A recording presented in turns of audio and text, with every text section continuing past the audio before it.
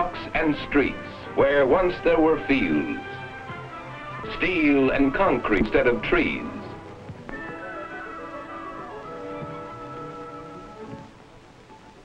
New York, Washington, Chicago, Philadelphia, Pittsburgh, American cities, big, bigger, biggest, all have one important thing in common.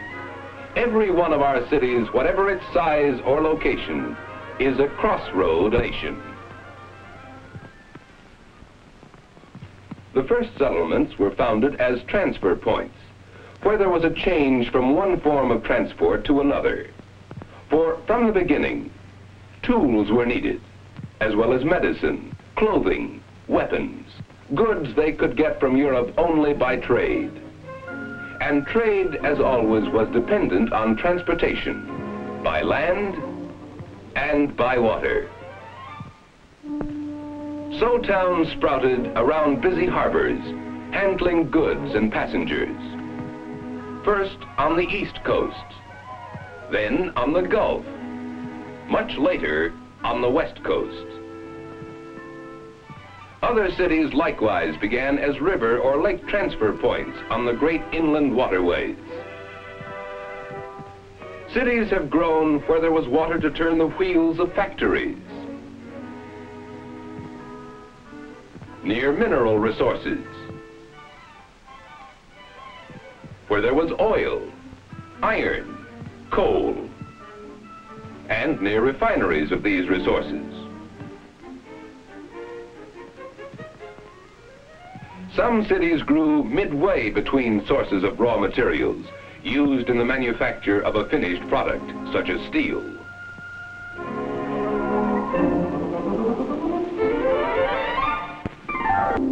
Others grew near inland transfer points, where products of the surrounding rural region were brought to be stored or shipped to larger markets. Certain cities situated in mild, even climates have grown as centers for relaxation and convalescence. From the start, certain young towns expanded faster than the rest. As commerce grew at transfer points, industry, business, and communication tended to centralize in those cities. Proximity of raw materials and labor naturally stimulated further growth. The greatest expansion followed the Civil War. Industrial centers grew by leaps and bounds as factories doubled and tripled. After 1890, waves of immigrants, many bringing urban skills, swelled the size of our cities.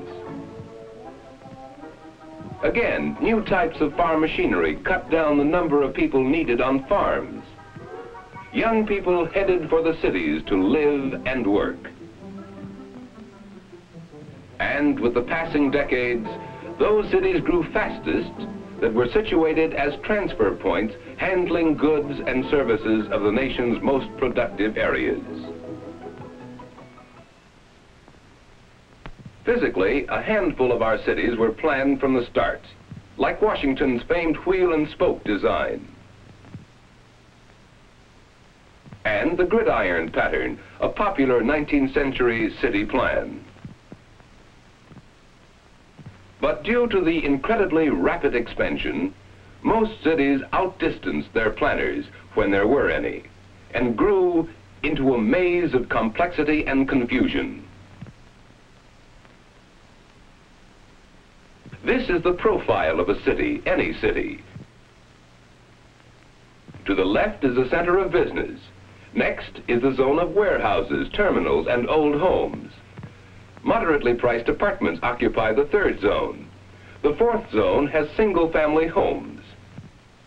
When a metropolitan area grows, these zones expand to take in more area. Politically, metropolitan areas often straddle state and county boundaries. Included in these areas are many small political units, cities, villages, townships.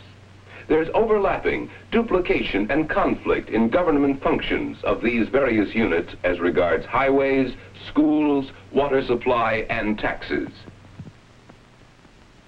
A city's problems increase with its size. Because of this lack of disciplined planning, many of our large cities have paid a terrible price. High land values and crowded buildings, crowded streets, traffic jams and costly delays in distributing goods, a general decline in warm neighborly relationships.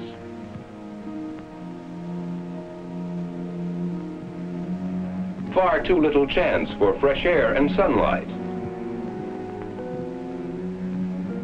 A higher cost per person for essential services. It has even become difficult for the average citizen to actively take part in his local government. But we've come a long way to an exciting era. Reasons which determined the original location of cities once so significant no longer apply today. Factories can be built almost anywhere, since power can be made available anywhere.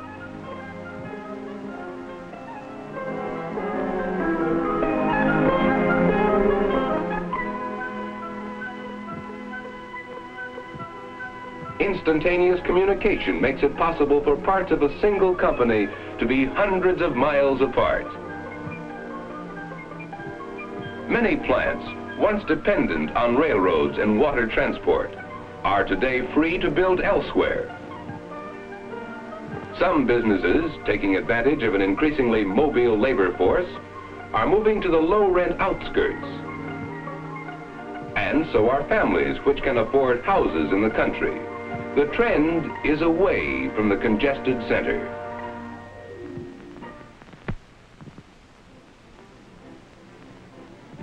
A difficult, perplexing job faces today's city planners. We must work within the limits of a basically rigid structure. Whole sections of buildings must be blasted to make way for new avenues and boulevards, new schools, new playgrounds, low-cost housing developments, more efficient, more healthy. Though plagued by such problems as health, housing, and traffic, the very size of a large city has certain definite advantages. In an abundance of special services, a variety of employment, up-to-date facilities, and a city with its large, interested audiences encourages a rich cultural life, concerts, galleries, lectures, the theater.